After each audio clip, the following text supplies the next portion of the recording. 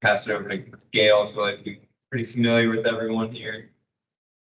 So Gail, can you hear me? I can. All right. Would you like to start off with your roll call for us? Absolutely. Tim Horst. Here. Jim Shirk is excused. Katrina Corcoran. Here. Christopher Fellerhoff. Here. Abigail Flores.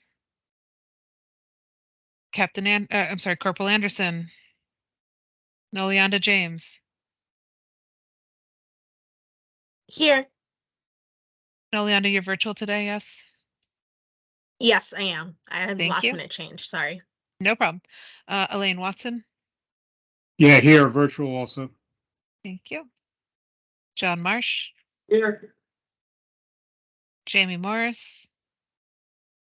Samantha Flores. Here.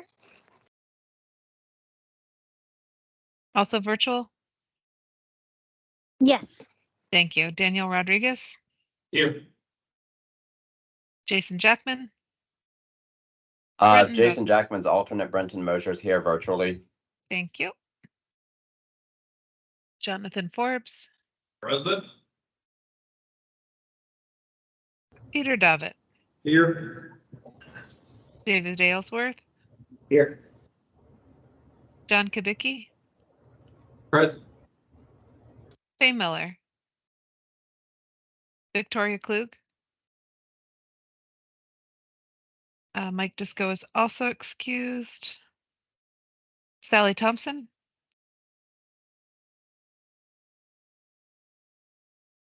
David Salitti. Okay, and it looks like Corporal Anderson just came in. Is that correct? Here. Thank you. We do have an in-person quorum. All right. Thank you very much, Gail. We can go ahead and go to the public comment now. If there's any here, you've got 3 minutes.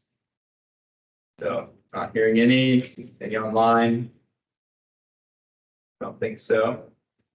Hearing none, we can go on and go to the members' interests and future topic requests. So let's open the floor if anyone has anything they'd like to bring up. Peter Davitt, we have no critical mass ride for November. Ride's been pushed back to and combined with the December ride, which will be the 15th of December, 8 o'clock, Curtis Dixon Park. This is our biggest ride of the year as far as attendance. We'll go down through Hyde Park and over to Ybor. There'll be lots of lights and lots of silliness. So if you want to come out, put a costume on or not, that's your thing. But it should be a fun time. It's always fun every year. Peter, sorry, what time does it start? 8 o'clock.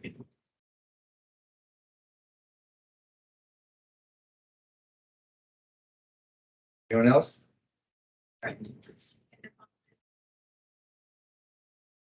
Hello. So we are having a webinar for our annual Michael R. Schwade Bicyclist of the Year. That will be on December 12th at 3 p.m.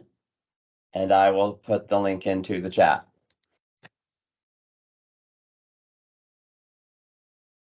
All right, thank you. More of a question than members' interest, but we typically have done, Jonathan, I know you and I have done it a bunch, but the bike rodeo for the Gasper Kids Parade, just because we don't always have a ton of meetings between now and the end of January. Wanted just to bring that up. Is that something we're still supporting? And I haven't heard any news or discussion on that matter.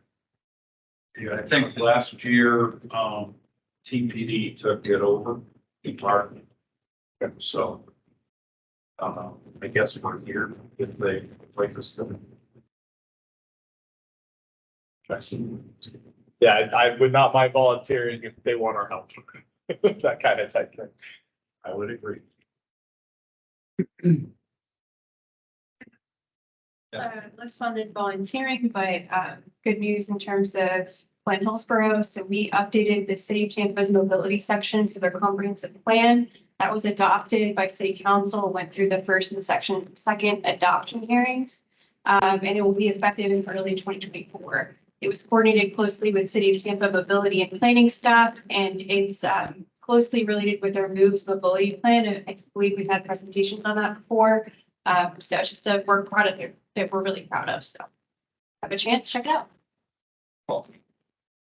Is that just like a kind of 2040 vision plan or It's through level 20 of implementation? It's kind of tied to. It's long range. It's our comprehensive plan, legally required. It goes out to 2045. So it's updating. Great. All right, anyone else online? All right, hearing none, we can go on to the approval of minutes from October 25th, 2023. Does anyone have any comments there? If not, then we can go ahead and do a motion to approve. This is Katrina Corcoran. I'll make a motion to approve the minutes from October 25th. Peter Davitt, I'll second. Peter, all those in favor, please say aye. All those opposed? All right, the approval of the minutes passes. Thank you very much.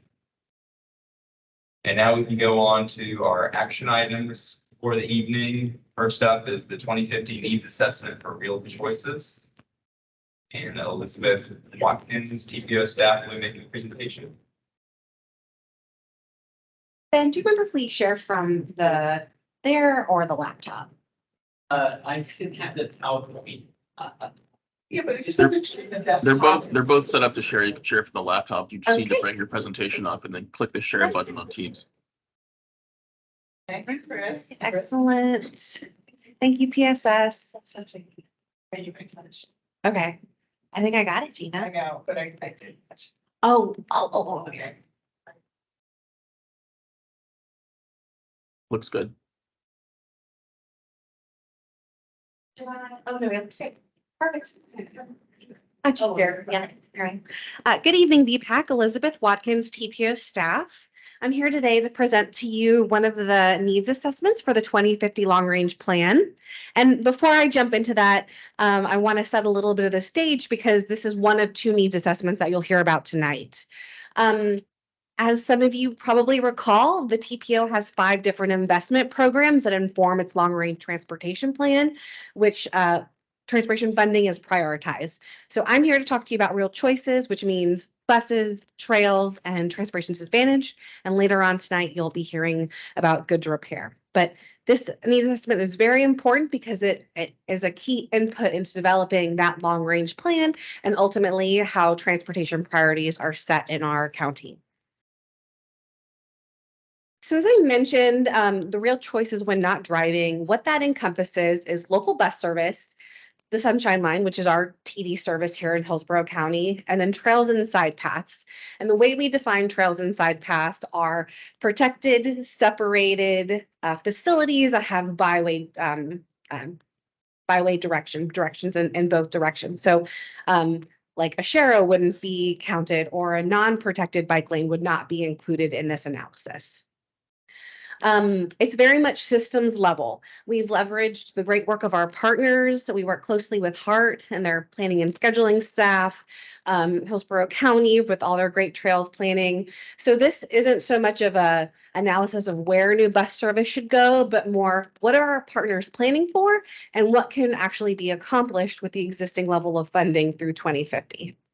And we also have an analysis of benefits and costs that are illustrated through different performance measures.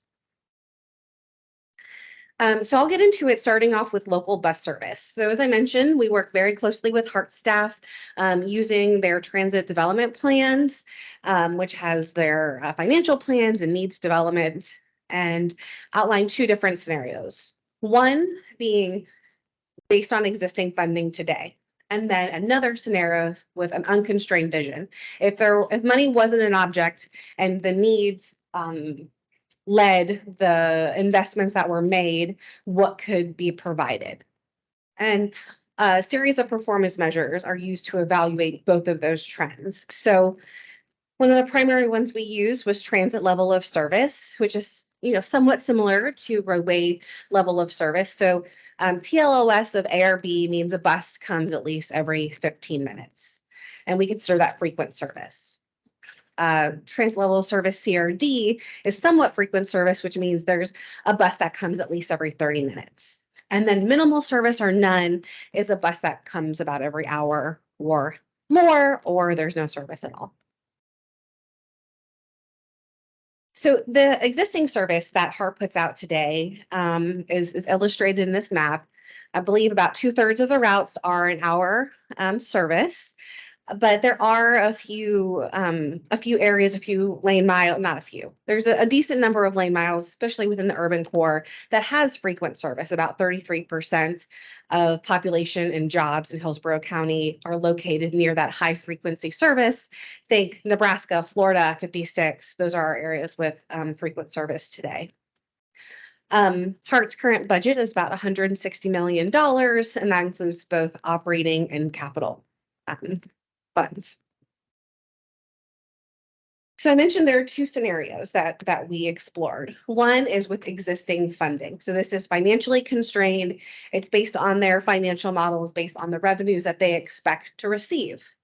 So HART is planning and budgeting for strategic higher frequency service on certain routes. And they can do that in a number of ways of making different operational decisions and a lot of different things. So with that trend scenario, we'll see a modest increase of people and jobs who are near that frequent service. So from 30 something to 40%, although there is still about 35% of the routes that are still an hour or more.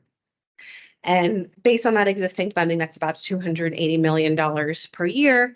And that's high because it's also applied a year of expenditure through 2050. So that accounts for inflation and all that sorts of things. But that's what's planned based on existing funding, having some targeted frequency improvements on certain routes.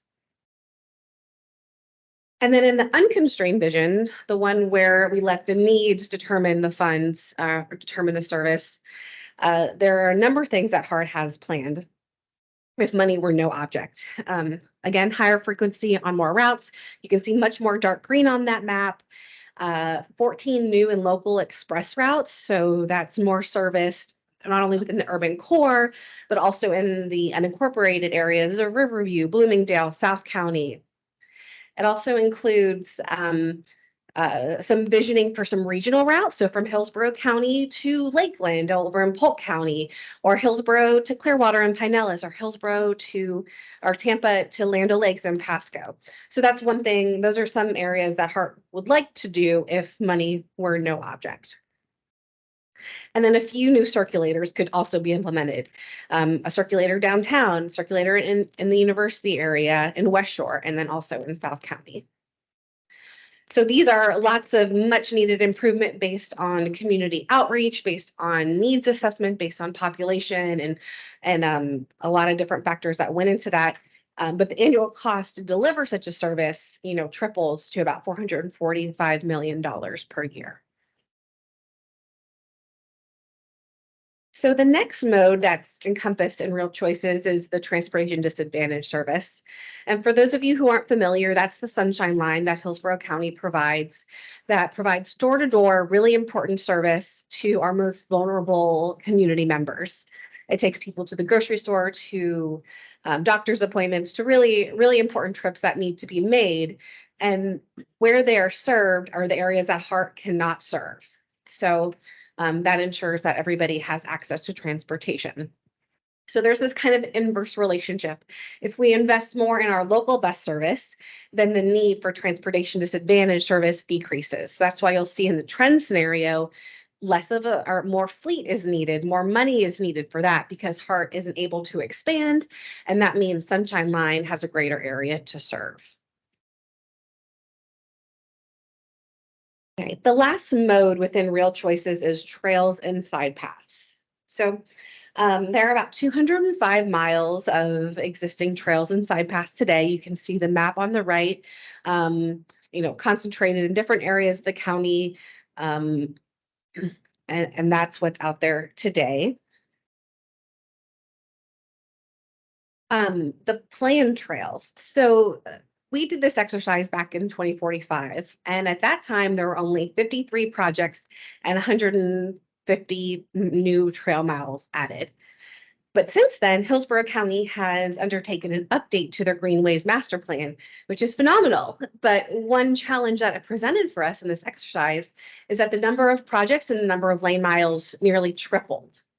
So if everything were built out, it would be a 600 plus mile network and 3 times the number of people within a trail.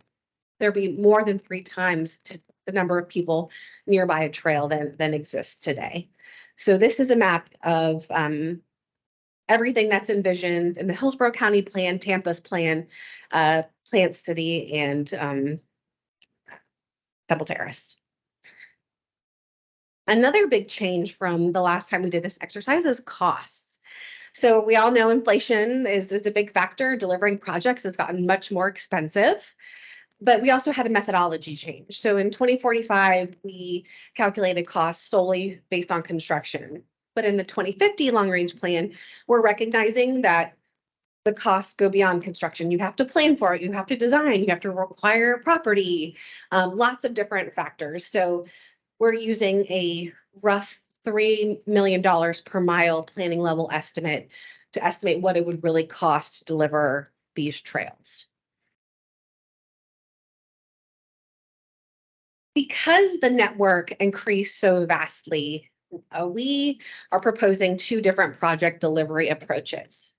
The first of which is targeting those regional priority corridors, which includes the Upper Tampa Bay Trail, Tampa Bypass Canal, and the Florida Gulf Coast Trail.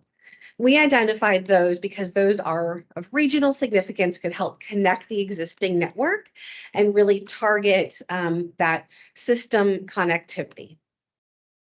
Another project delivery approach was if we prioritize the proposed trail segments that were within communities of concern. So those are areas that have been historically disinvested in, have low car ownership and those sorts of things.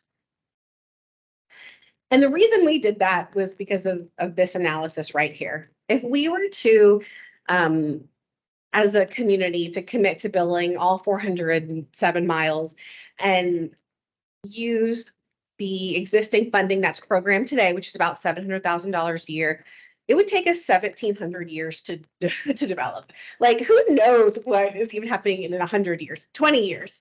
So that just seemed at its face, we need to apply another level of analysis. If we kept the existing funding and only focused on those 3 regional corridors, it would take us 230 years. And then if we only focused on the trails and communities of concern, it would take us about 500 years. So we have 2 proposed path forward.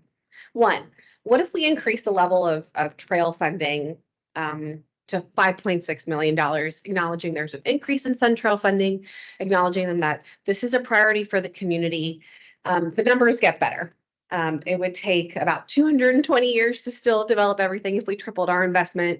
But if we focused on the regional corridors, it would only take 29 years with a $5.6 million investment per year.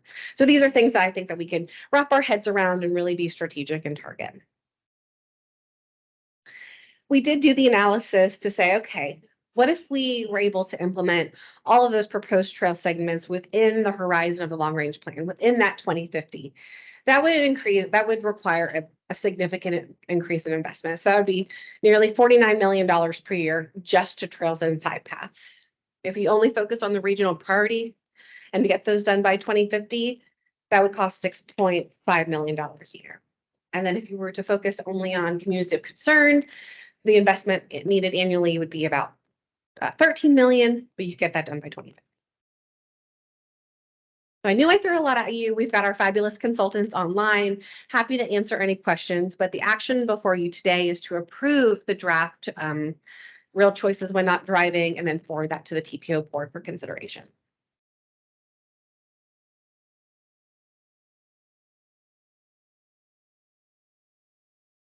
Do we have any questions? Thanks for that presentation, by the way. That was very informative.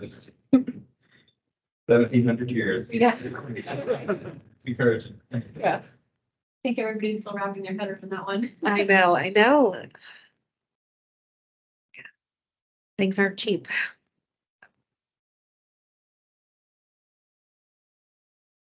If there's not any questions in person or online, then go ahead and make our motion. Peter Davitt, make a motion that we approve the 2050 needs assessment for real choices as presented today. Judy Corcoran, I'll second. Katrina? All right, all those in favor, please say aye. All right. And all those opposed? All right, motion passes. Thank you so much.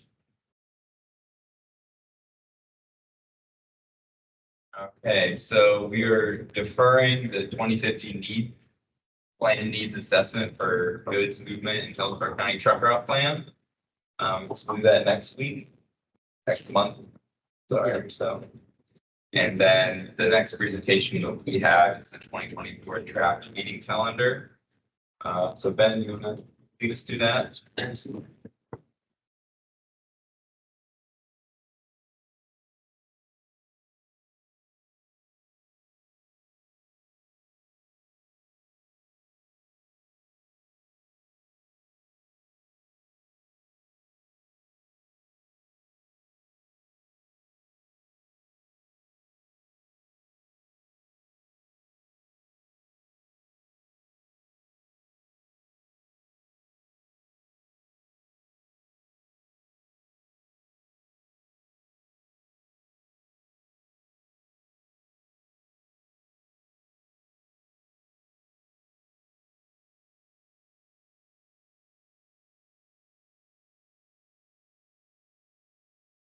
All right, so yeah, this is our proposed calendar for 2024.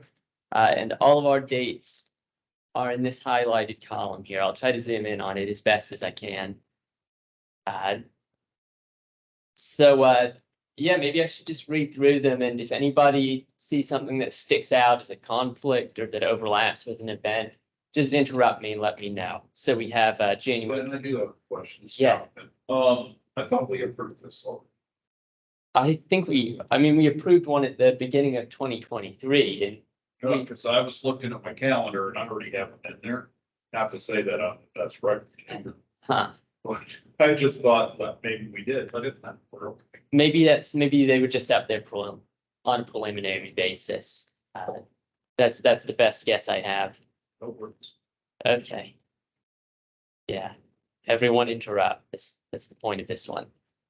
Yeah, so January 24th, February 28th, March 27th, April 24th, May 22nd, June 26th, and then July 24th would be our workshop. August 28th, September 25th, October 23rd, and November 20th. And then we would do another recess in December, just like we're doing this year. When is Thanksgiving next year? I checked, I think it was the 27th or the 29th, was it? Yeah, it's later. Yeah. Yeah, it's definitely in the clear. David Aylesworth, are all of these the fourth Wednesday? Were there any exceptions? Or did it just work out? I'm not aware of any particular exceptions. They're all Wednesdays as far as. November is the third Wednesday. And that's because of the holiday. That makes sense. So November is the 20th, but sorry, the little. Yep. Yeah. Okay, I can see it. Yeah, I just have a recurring event, so knowing which ones I have to do. Yeah. Thanks. I don't see any conflicts. Okay.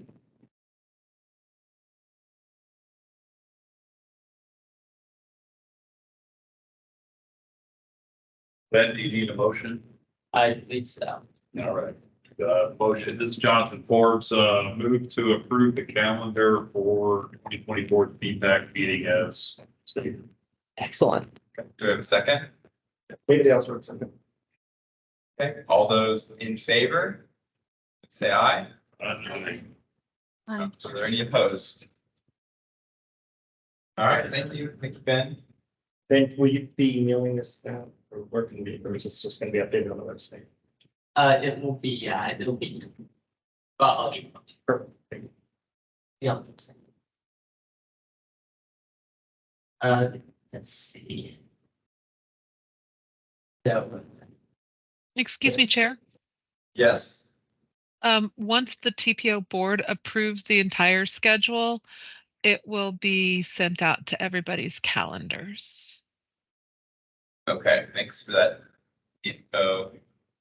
We'll definitely keep an eye out for it when it comes out. All right, so now we can go on to old business and new business. Good with that? Do absolutely. you have something to add? No. All right, and the thing to discuss that we have listed there is the VPAC top 10 list. I understand you guys helped finalize that last week in my absence. Yes, last month, yeah, we worked on it, and I'll show you where I'm at with it now, and then I was thinking, maybe then we could just have sort of an open-ended discussion about what to do with it and how to follow up with our advocacy. And then once we kind of work that out, we could, move on to just kind of go through the list and edit it, kind of wordsmith it, together as a group. We have a lot of time to make stuff fun. Does that work by you? Yeah, keep it away for us, sure. It'd be nice to get this thing done and behind us and out there. Yeah.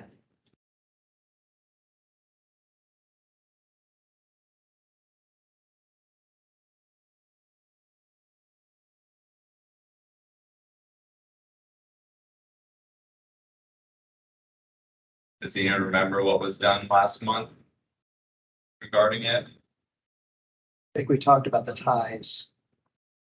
Yeah, we was, Okay, yeah. that's Discussion of ties. yeah, so we resolved all the ties. So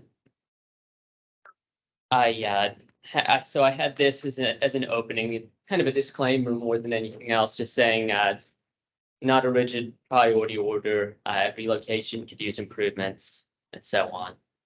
And then as you all suggested, I've shifted to making it sort of one location per page picture. Most of these are just snatched off of Google Maps. Right, so number 1 was Florida Avenue, has a dedicated bicycle lane, but at Violet Street, when Florida Avenue becomes a 2-way road, that bicycle lane disappears, and so the user has to ride in the sidewalk or the road. Improvements could be adding 9-foot driving lanes and new bicycle lanes in both directions, while considering a speed limit decreased to 25 miles per hour. And then the jurisdiction is FDOT. And again, we can kind of wordsmith these. I just want to go through it quickly first. Yeah, then 13th Street and Hillsborough Avenue, high traffic area. And the main improvement there was just a pedestrian height beacon. And then we have 2 jurisdictions, Tampa and FDOT. Nebraska Avenue, fast moving traffic, narrow sidewalks that pass multiple bus stops. But the sidewalks are too cramped for bicyclists and pedestrians to share together. And so our improvement was just completing and connecting the painted bicycle lanes in both the northbound and southbound directions. Gray Street and McDill. Thank you, Jonathan, for getting the picture for this one. Only one I didn't have to pilfer off Google Maps. So Gray Street, sort of an unofficial bike boulevard, connects to downtown, but there are conflicts on various intersections. And in particular, this intersection, the one at Gray Street and McDill Avenue, doesn't have a controlled crossing. And so we were recommending rapid flash beacons and medians. Ben, if I may, since this was created, we had the World Car Free Day, and this was the avenue. This was the street that connect downtown to West Shore. And since then, there's also been painted bicycle boxes, so to speak, all down grade. Okay. So it's moving very closely from an unofficial to almost an official type of bike thing. If there's the paint committing to it, then the city's saying this is where the bike should be going. Excellent. Yeah, good to know that there's been some progress there. That might be this is Katrina Brooklyn, that might be a good next step, I think, with some of these. It's just chatting with like folks that we know from, for example, Alex Henry with the City Mobility Department can probably tell you more about what's going on in that particular area. So we could probably chat with folks that we already know to see if there are things going on or planned that we're maybe not aware of. Right, the sort of one-to-one. Just a housekeeping thing, the rapid flashing beacons, I think it should be rapid rectangular flashing. RRFB.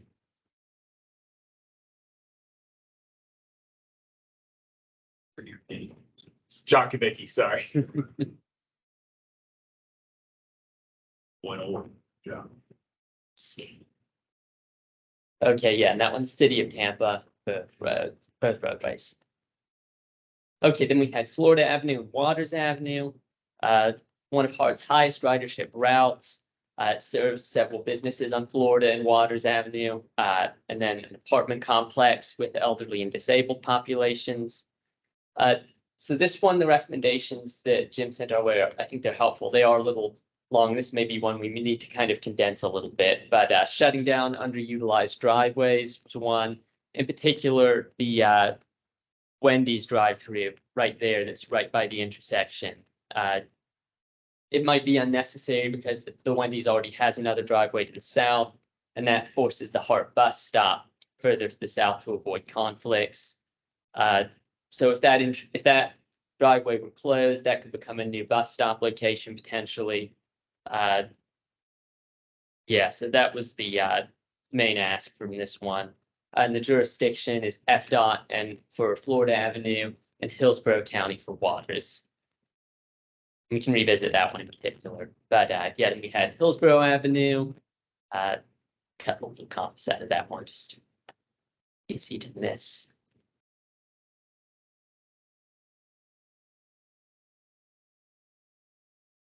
Anyway, yeah, so this was a pretty simple one. It just does not have dedicated bicycle lanes. It's a busy roadway, so that's pretty challenging for bicyclists.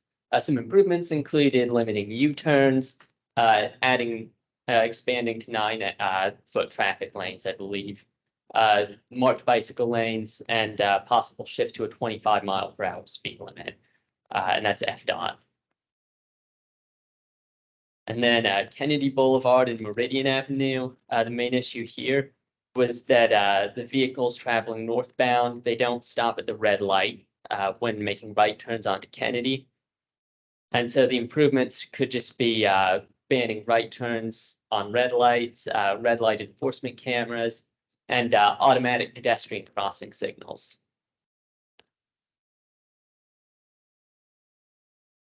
And then that's FDOT, the Expressway Authority.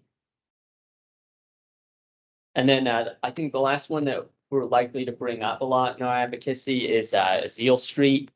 And so they're having intensifying traffic volumes, new developments, at least 4 crashes in the last 6 months.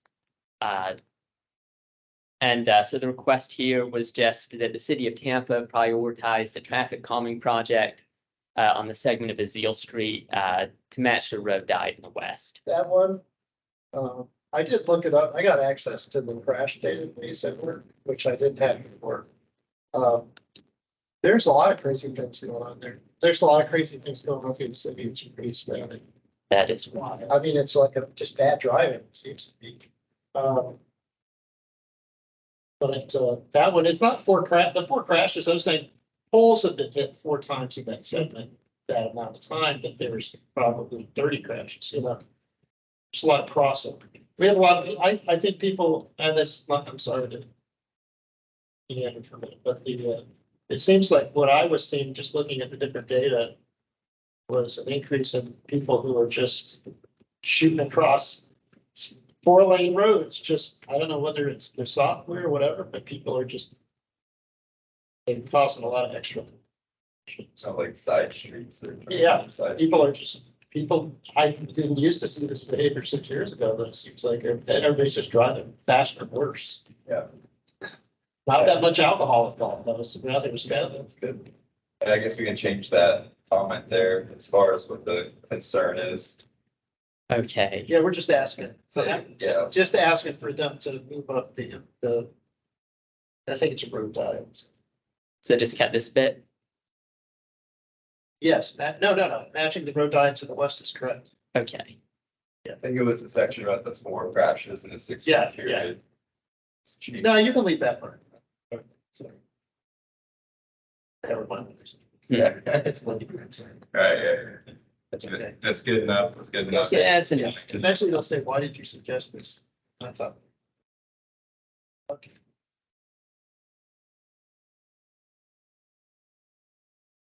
Okay, then we had US 301 in Gibson Drive. And so the background with this is that PD&E is already underway on this road segment from with Gibsonton from I-75 to US 301. So I don't know exactly how relevant it is, but it's a high traffic area. And it's one of our only locations located in an unincorporated area of the county. I didn't hear what the specific ask was. I think it's just sort of generalized safety improvements.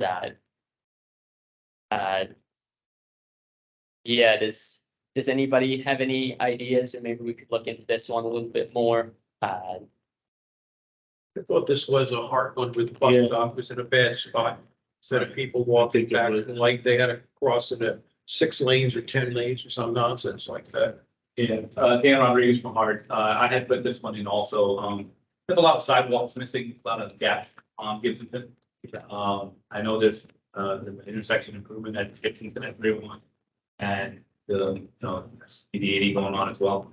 But yeah, we've made several comments here. The bus stops are in tough spots, and where you get on and off the bus, it's just you have nowhere to walk to, from. And there's been a lot of development going on here now. A lot of businesses sprouting up between the interstate and 301. So I think it's time the road caught up with what's going on around. Got it. So maybe our ask could be just relocating bus stops for improved safety. And Yeah, there's no bike lanes, there's no sidewalks. I mean, it needs a complete street, really.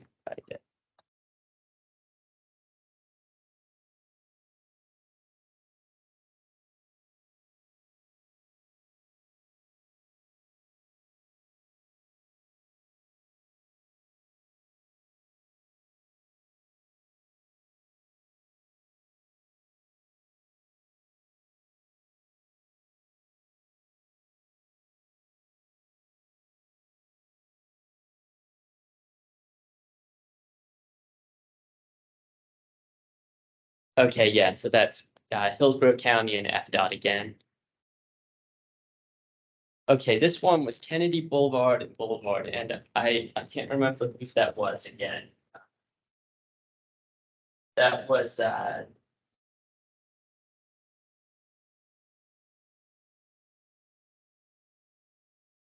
David Solidis, my bad.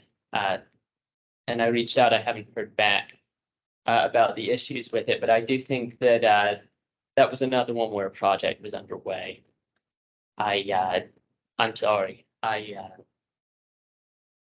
we should pull that one up and just look into it.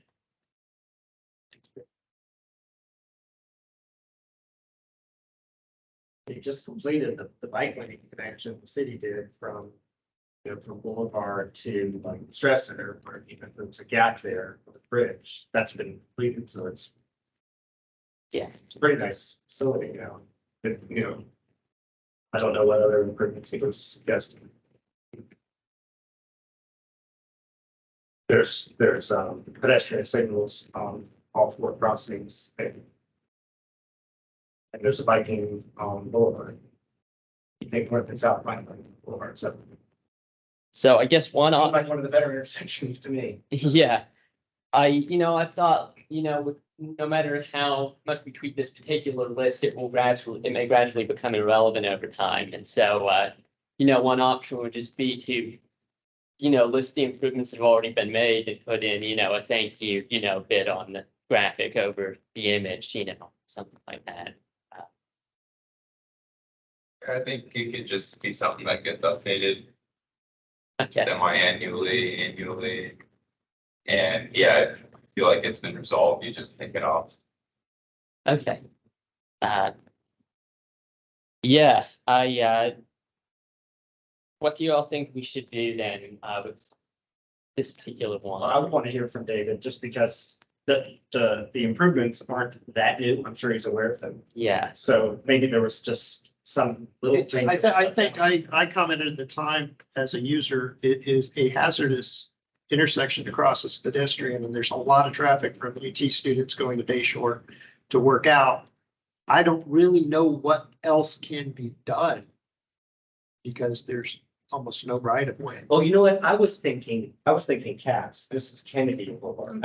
Sorry, yeah. You know where that old hotel, Yeah, that hotel yeah. is, and there's the pole that's almost at the edge of the corner Yeah. on the other side, and why they can't move that pole. I'm sorry, I retract my comments here, right? Yeah, so,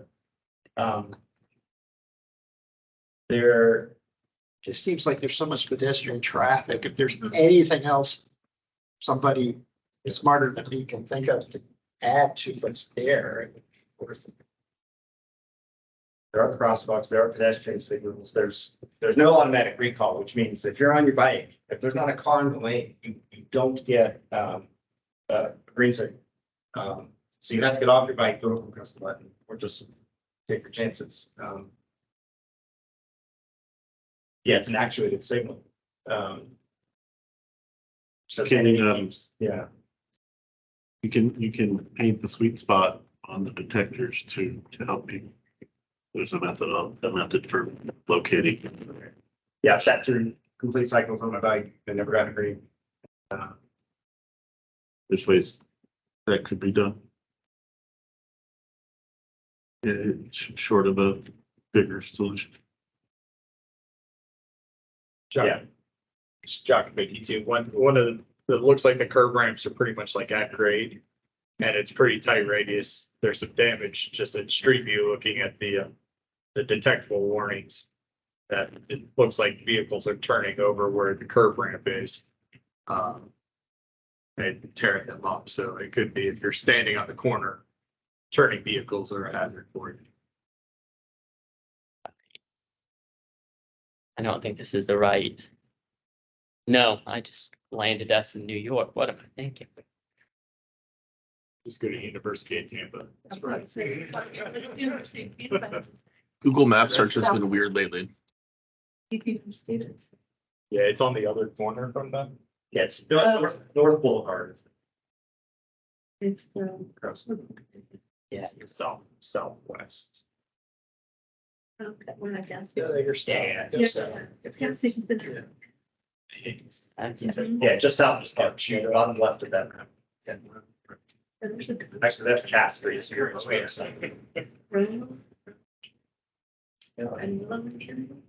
Yeah, that's it.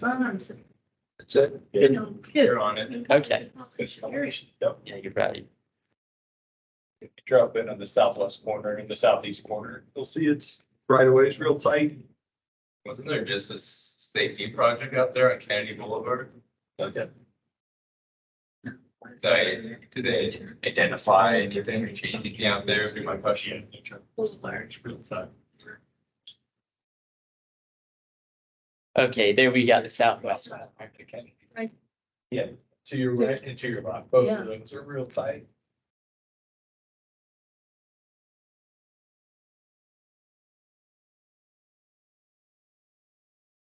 This is giant baby, but you can just see, they're all at grade, so if a vehicle off tracks, they're just going right onto the curb ramp. They're just. And you can see there's a pretty good amount of activity. People crossing. Yeah. Okay, so we could say it's an active intersection,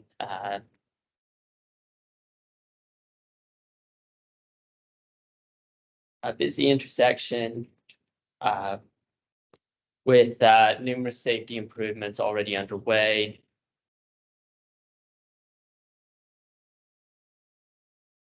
I'm sorry, what's the specific like vocabulary additional- and tight sort of, turning radii? Yeah, I just, this is Chuck Vicky again, I just hit on limited right of way. And a tight turning radius. With evidence of vehicles. Encroaching. onto the curb ring. Okay, great, yeah. Uh,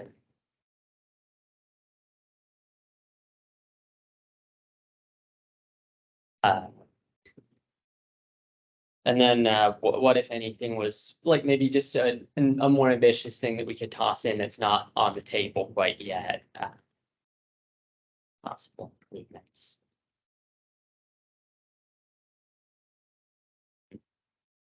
Great separation for pedestrians. Yeah. Just in terms of getting like a curb and gutter that's adequately gonna keep vehicles out of their area. Look to be pretty new mast arms. They could look at not allowing the right turns for pedestrians, activate the button. Or when the walk is on. Okay. And I won't waste your time about on the jurisdictions one way or another. I assume everyone is okay with me just looking that up afterwards. It's at DOT for Kennedy Boulevard. Yeah, Kennedy State. City. Yeah, okay. There you go, we kind of. Can you add either improved bicycle detection or automatic recall on the pedestrian signals? Oh, yeah, that's a good one. Say it one more time. Improved bicycle detection, I don't know if those are in fact included there or not, I don't know what, but you can sit there on a bike and never get free money. Right. Unless you get off your You have bike. to get off your bike and on the sidewalk and press the button, yeah, so, or automatic recall systems, so if every cycle, there's a pedestrian phase without somebody hitting the button, either one. Nice. You have to wait for a vehicle to pull up. Yeah, you have to wait for a car to show up. Yeah, the car to be your salvation. Yeah, this is Dr. Vicky. It looks like it's not loop detection. It looks like it's microwave Okay, up there, but it's. so those have like target zones. Yeah, they might just need to calibrate the zones. Okay. All right, well, that gets us through all of them. Should we go back to the top and sort of wordsmith it a little bit, or I don't know, how are you all feeling at this point? I think people called out the ones, but I'm happy to go through them all, but. Yeah. They all sounded good. They all sounded good to me, so I guess we can take a Another quick round. one quick Yeah. run and, yeah. Yeah, that sounds great. Okay. All right, back to the top. You don't have to read it, just let us like scan it for like. You don't want to hear my lovely So- voice? Let's Don't worry about it. just save your voice. And then if anyone has any comments, just shout them out, share them with the group.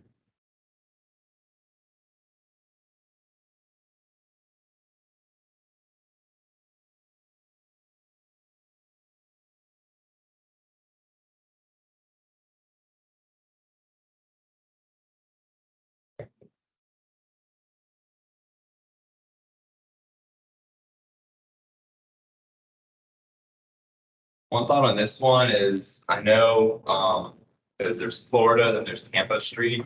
I believe they're planning a two-way cycle track on Tampa Street. So, you know, that would basically cover it, at least up until this section here where it turns into the two-way. So I don't know if that necessarily, you know, is being addressed in a different manner that we're not necessarily aware of here, but I guess that's one concern that I would say is that DOT could come back and be like, oh, well, we are providing, you know, bicycle facilities in this area through the two-way cycle track on Tampa. I wonder if maybe we could find just a way to acknowledge that in the text to make it a little more kind of open-ended. And just say, you know, provide connections with proposed cycle track on Tampa.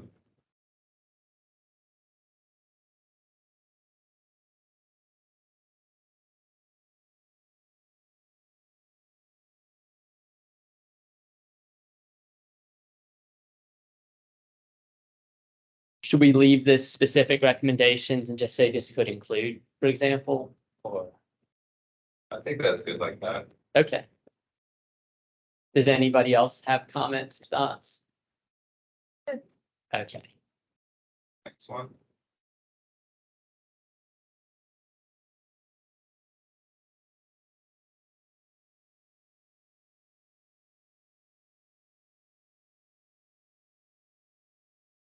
Let's put hotspot for bike and pedestrian crashes okay, instead of the high injury risks.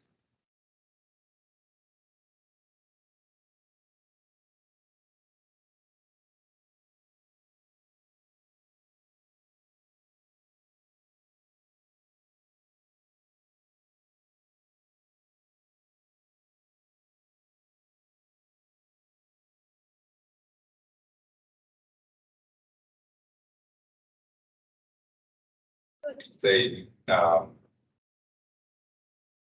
due to the lack of marked crossing facilities.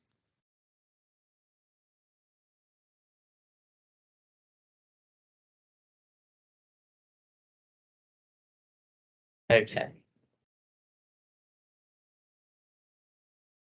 Oh, that works for me. All right.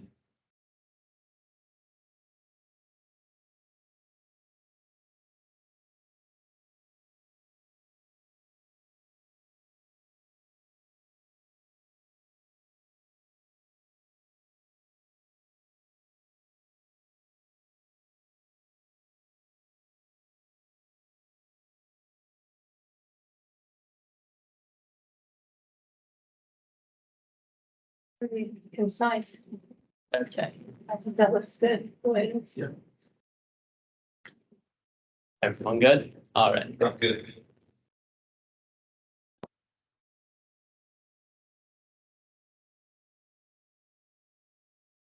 The only thing I would do is add a little bit more of the background. So it's recently used in the world, car-free day, and here's there's some bits of green paint. Why?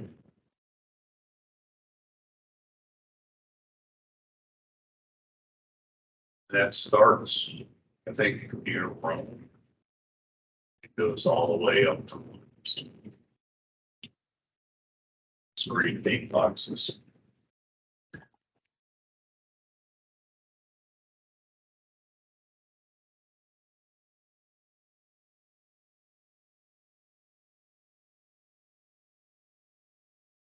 Can't remember, is it Hines Avenue? Sure. Okay, Sure, why not? let's see.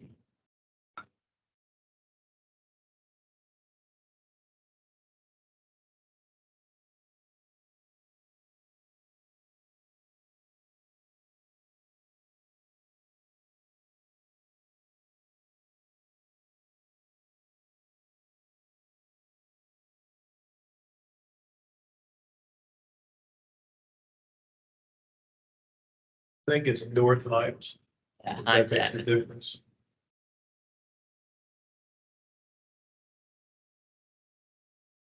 Okay, is there maybe sort of a conclusion that we could draw from that, just indicate, we could say indicating, movement towards,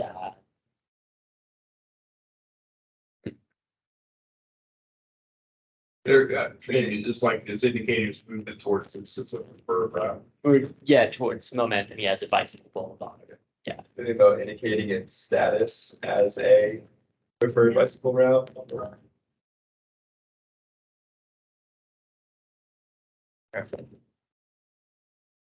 Actually, that painting was done by Walk by Tampa and wasn't something official.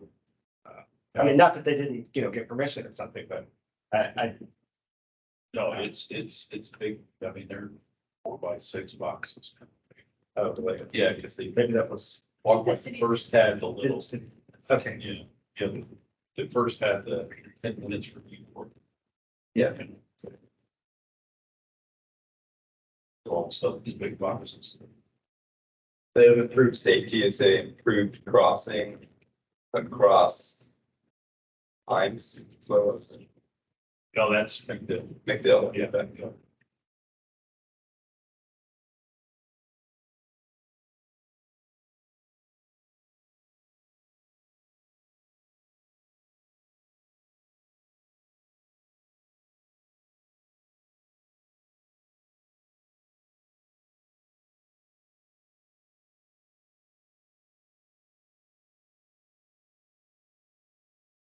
Okay, any other recommendations? Are we good to go? I'm good. Ready?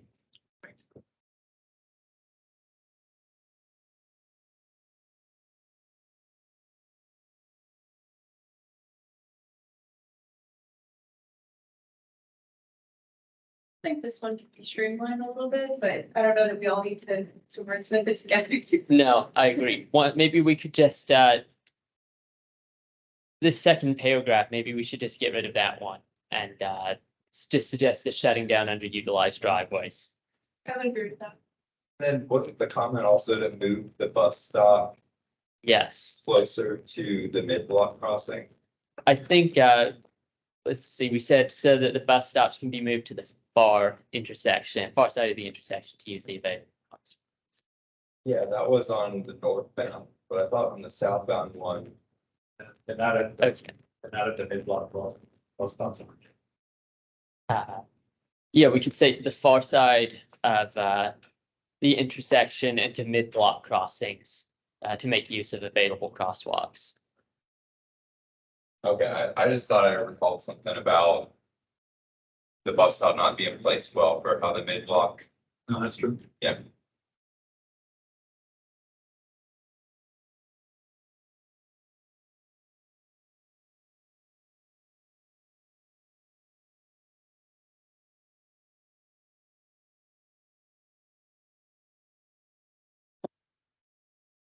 Okay.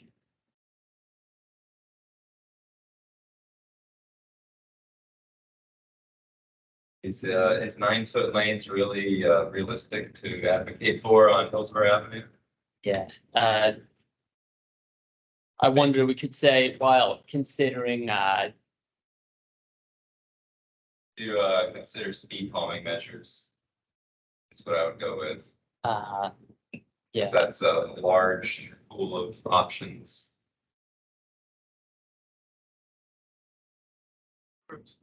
should we cut the specific speed limit recommendation as well? I would, yeah, because I mean, it gets pretty industrial and suburban, kind of further east and suburban further west.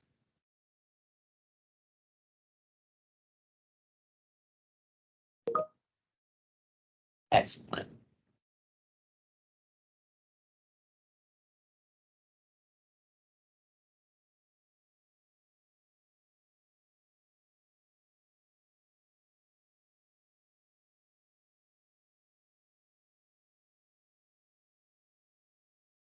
Okay, does it look good to go? Oh, of course. So you're saying based on context, speeds should be. Sorry. As far as what we're specifically suggesting, it's just that, speeds match the context And you pointed out there were industrial areas where, right, where 25 isn't. right, this is one of the longest segments on our list from what I'm aware of, so that does make it more complicated. Yeah, Maybe we could say such as speed limit decreases at the end or something that would leave open the possibility without being quite as prescriptive. Speed management. Yeah. Yeah. And speed, State the problem, don't hand them a solution. understood. yeah, I mean, Appropriate to contact the code to context.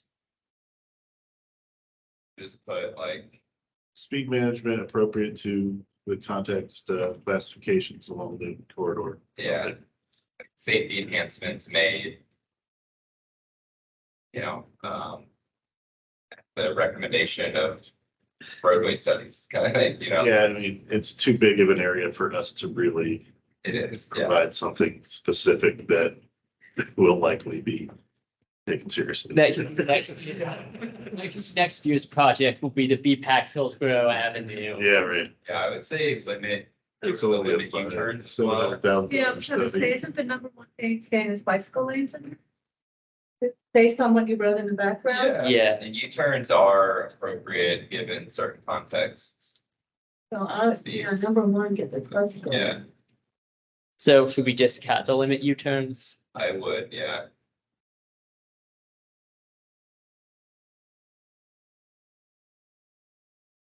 That Or looks great. bicycle lanes covered. You can take out alongside. With additional traffic calming measures and speed management. That's right. That's good. Yeah. Nice. All right, we're almost there.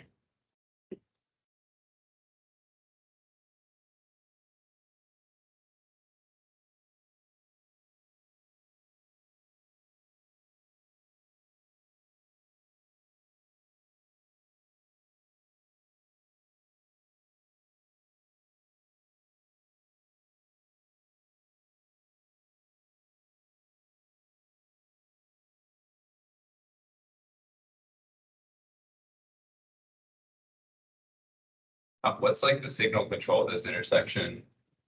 Do they have the right turn lane signalized or is it just kind of free flow?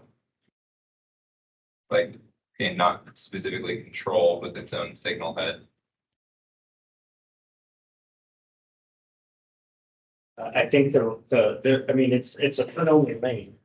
The right turn is a turn only lane but it's timed with the through. Okay. Because there's left turn movements and then there's straight right. The problem is when it's red, nobody stops because they know it's the right turn. Yeah. And then I'm talking hard buses, TPD, nobody stops it. And it's, You have to Great. stop. If it's a red light or yeah. a stop sign, you have to stop. Before you. Yeah, Enforcement issue. yeah, it's an enforcement issue, or you put him right in red. And yeah. Yeah, right turn. People still may do it, but at least then it'd be. Yeah.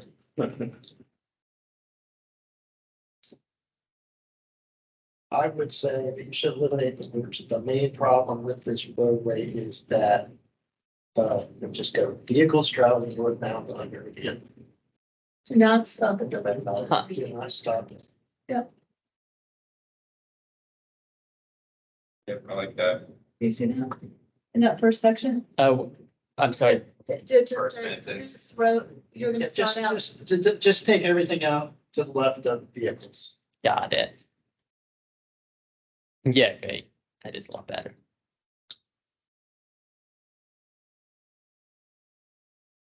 You And we could say, reduce the curve radius. And do increase signing.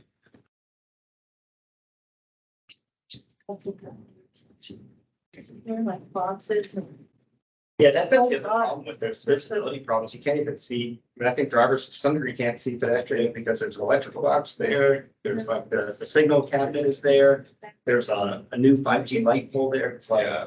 And I don't, if you're on a wheelchair, I don't even know how we go on that Right. intersection. like the radius is so big that you can just speed around it pretty quick. Is that the case or is I'm it? not sure that that's the problem. I think they're turning onto, there's 2 lanes. So they have 2 lanes to turn onto. So that's, Okay, Yeah, this is tricky. They've got 2 lanes to turn. They got 2 lanes to turn into. So The radius doesn't really matter because they're Exactly. turning into the second lane and then you also don't have any conflicting movement except for the pedestrians. So Right. they're just turning because most of the time there's no conflicting movement. Right. the LPI out here already.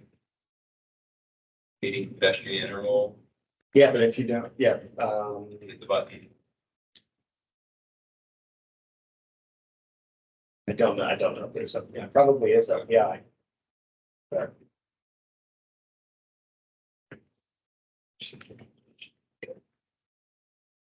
any final thoughts or tweaks? Should we?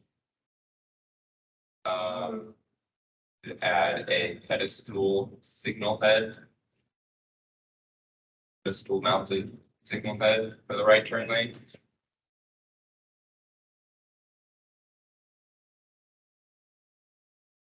Oh, pedestal signal head. Pedestal, yeah. As opposed to it being on the mast arm, it looked like the mast arm was like pretty full already and might Right. be better compliance if it's right there by the stop bar. Okay. What about, But is it to reduce the curb radius? What, this is John, the thing I was mentioning there is, it looks like it's a fairly tight radius, however, because you have two lanes to turn into, you can take it at a much higher speed, right? Because you're not turning into the innermost lane. You could look at, are there really two lanes needed receiving? Probably not. But that's something that they'll look at when they bring it up. Yeah, I don't want to point them to improvements. I kind of want to just have them review and see what they can do. Right. Okay. Unless anyone has some last minute. I guess there's that wayfinding, what are those called? That digital wayfinding with the cities, but, it's got like the map and you can touch things. That also blocks pedestrians. I hate the like, yeah, it's everything at that intersection, it's just. Probably well intentioned, but it's different people are, they're probably stuff and they're probably deployed in 3 years. It's there for 20. All right. Somebody wants it over. Needs to spark that on.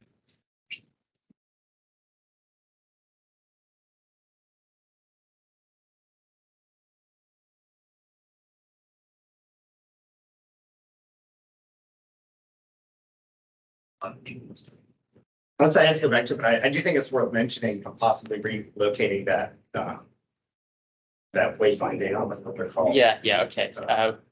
Yeah, maybe we could say, consider relocating wayfinding signage.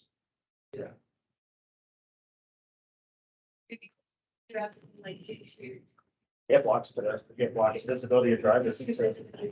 Yeah. Visibility issues, if I can say that. Right. It's side obstruction. Side obstruction?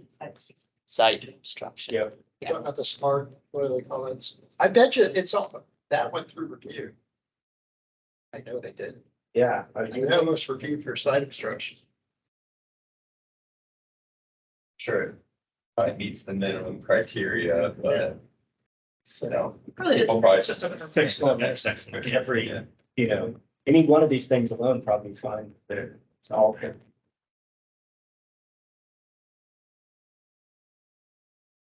All right, put that in. Thanks, David. I'm sorry, I was just coming up blank for specific words earlier. Should we move on? Yes. Okay. Right. So Zeal Street.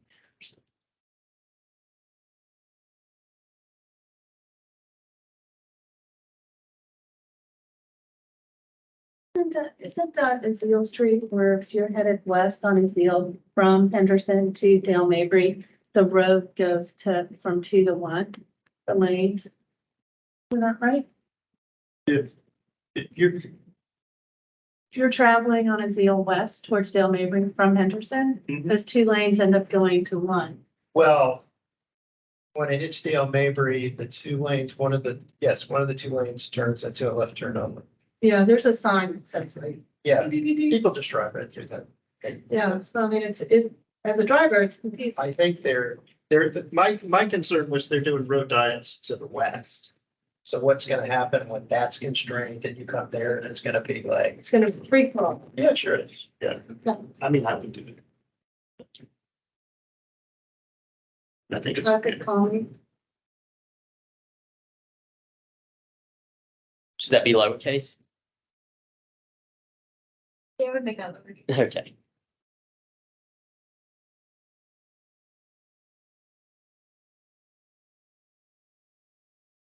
I think the main part is matching the road diet to the west. Matching the road diet to the Yeah, west. yeah. Should we keep that? Yeah. Because that's happening, I know, so, Okay, yeah. good to go? Yeah. All right, two more. Yeah, Gibson.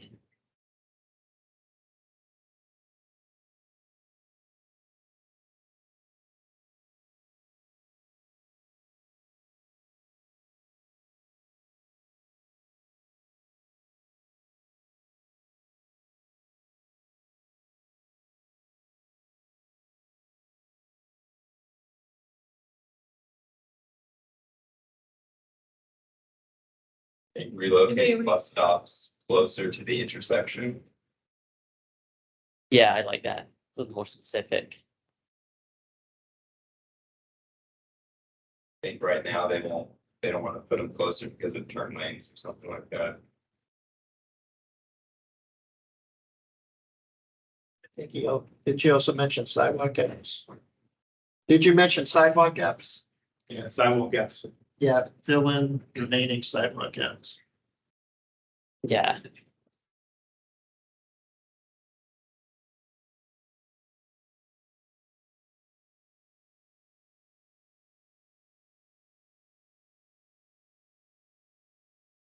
Okay, are we good to go on this one? Right.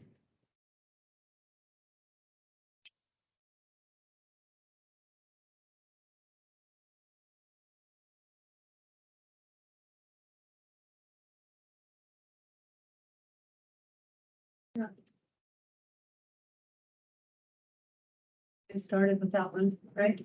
Yeah, yeah, you're right. Okay, so that's, yeah, you're right. Maybe, I was just thinking maybe it would be good to, just throw in some acknowledgement of the PD&E that's underway on US 301 in Gibsonton. That should be mitigated. Maybe PD&E is already underway. Let's, oh wait.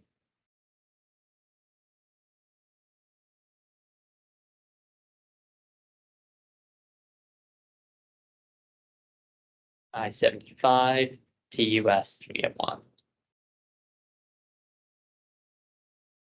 that look good? Yeah.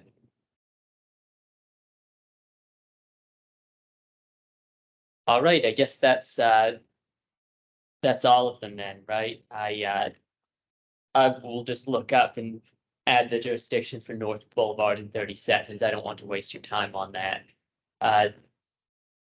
Any thoughts? Should we just move on to just kind of reflecting on how to use this, or maybe thoughts about, you know, how this has come out overall? It's all yours, Tim.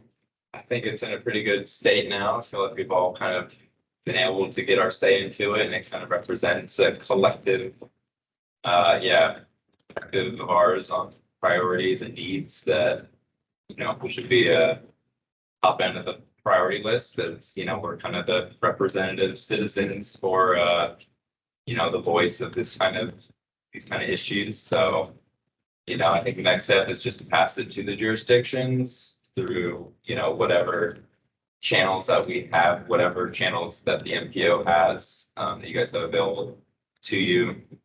And, hopefully we can get some kind of response from them, and you could share that response with us as far as, you know, who they passed it to, and how, you know, just to make sure it's getting in front of the right people is all, you know, we're really looking for. So.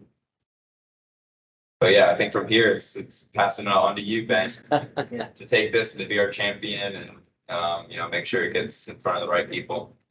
Got it. I guess maybe one thing to think about would be, I don't know whether you all want to give me sort of discretion to add an update to the list as I pass it out. You know, for example, you know, with the PD&E on the Gibsonton thing, you know, it might be bad to vote every single time something becomes salient like that. I think that would be fine. Okay. Trust you to add to it. Right, I won't change the recommendations, just kind of acknowledgement of what's been accomplished. Okay, We could probably crowdsource, this is Katrina, we could probably crowdsource the best contacts from different areas at the TPOT meeting. Just, like Alex Henry of the City Mobility Department, or because I know they have a prioritization process they're doing with their moves plan, like that kind of thing. okay, that would be great. Yeah, maybe we could ask for FTP contacts, or I know Jensen's online, it looks like. But yeah, I feel like we could crowdsource that pretty easily. All right. All right, well, that concludes that then. Sure. All right, so yeah, that'll be it for the meeting. We can go ahead and have a motion to adjourn. Oh, well, I guess that maybe you might want to just do a motion to adopt, this list and its recommendations with kind of leeway for me to add like updates, on, developments or something like that, or I don't know. Okay, yeah. Someone comfortable making a motion? Well, actually, I have this, Jonathan, I have one thing for possible new business. With the scooter company change that just happened, with 2 contracts terminated, another partner coming on board, can we perhaps have somebody come and talk to us about compliance? Because from what I've been able to research, the compliance with the contract and maintenance and so on is somewhat of the driver for the termination, but just getting compliances for an update regarding their compliance, the new program, the new thought on how they're going to manage this with the dock stations versus leaving them out. Something to think about in the future. And then a good contact with that would be Austin Britt, City of Tampa. Okay. Mobility Department, and I can get you this email. Thank you. Thank you. Okay, So we need a motion. The motion is to accept or adopt this top 10 list of problem places in Hillsborough County as it's written, and giving Ben the latitude to minor updates to make the process cleaner for us. yeah, I guess updates on new developments without changing your original recommendations. Second. Thank you. All those in favor, say aye. All right. And all those opposed. All right, the motion passes. Excuse me, Chair, who made the motion? Chair? Peter Davitt. Okay, and who was the second? Victoria Blue. Thank you so much. All right, so now any other new business or any items to discuss before we close out? Okay, all right, well then, yeah, we can have that motion to close then. David Ellsworth, I move we adjourn. All right, great, thank you. That was quick. I'll second. Peter Davitt. All right, thanks, Peter. All right, all those in favor, please say aye. All right. Meeting adjourned. It was. Happy holidays. So we're back in January. Yeah, see anyone. Merry Christmas, if that's your thing. Okay. Uh, Happy See you New all Year. next year.